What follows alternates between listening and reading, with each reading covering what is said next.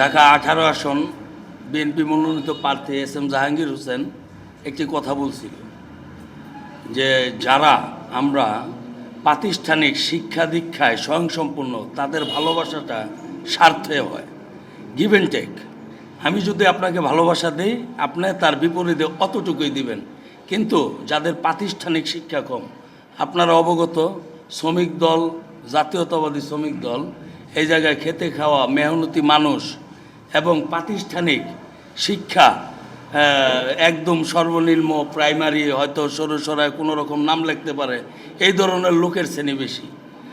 আর যার দারুণ শ্রমিক দল, জাতীয়তাবাদী শ্রমিক দলের প্রতিটা কর্মী নিজের আবেগ দিয়ে স্বতঃস্ফূর্তভাবে কাজ করছেন এবং আমার বিমানবন্দর থানা শ্রমিক দল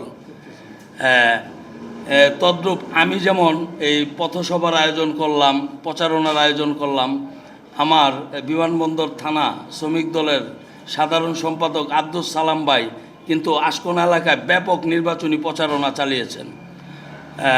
তথাকথিত শ্রমিক দল কিন্তু কোথাও বসে নেই।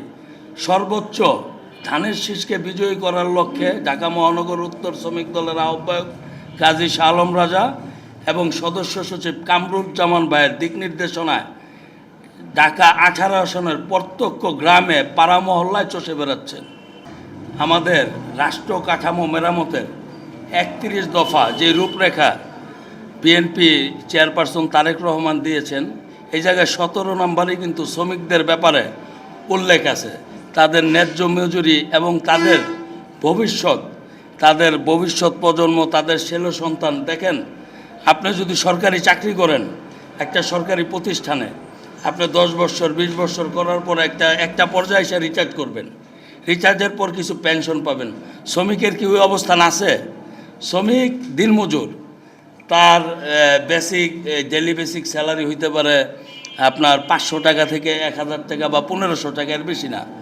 তো আমি বিশ্বাস করি শহীদ রাষ্ট্রপতি জিয়াউর রহমান নিজে বলেছেন, আমি শ্রমিক পরিচয়ে দিতে আমি গর্ববোধ করি। তদ্রূপ দেশনেত্রী বেগম খালেদা জিয়া বলেছেন, আমি একজন শ্রমিকের স্ত্রী হিসাবে আমি গর্বিত।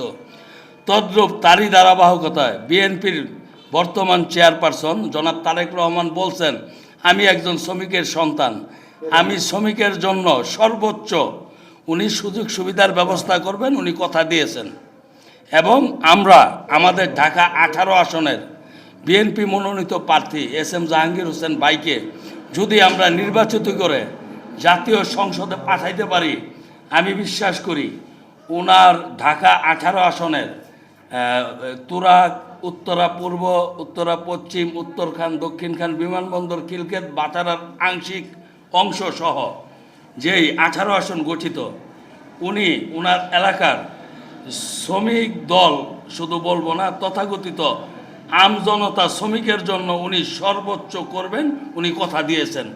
আসলে সাদৃশ্য এটা আমার মনে হয় যে প্রত্যেকেই দেখছেন।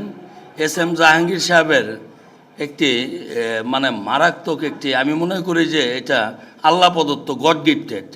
উনি যখন হাত বাড়ান একটা শিশুর কাছে কুলে চলে আসেন। দেখেন সচরাচর অনেক শিশু একজন হাত বাড়াইলো চিৎকার দিয়ে উঠে। এস জাহাঙ্গীর হোসেন মানে ব্যক্তিগতভাবে উনি মানুষকে কনভিন্স করার, আমি ব্যক্তি জীবনে তার সাথে ছাত্রদল করার সৌভাগ্য হয়েছে আমার, তারপর বিএনপি করতেছি ওনার নেতৃত্বে। এখনও ওনার একটি থানার জোনের একটি অঙ্গ সংগঠনের আমি আহ্বায়কের দায়িত্ব পালন করছি।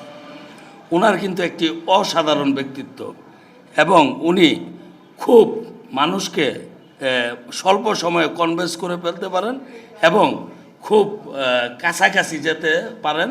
এই ব্যাপারে এটা আমি বলবো একমাত্র গড গিফটেড, অসাধারণ তার ক্ষমতা, এটা কোনো বান্দার সম্ভব না। আদারল্যান্ড 24, মাতৃভূমি, বিশ্ব সংবাদ 24 ঘন্টা।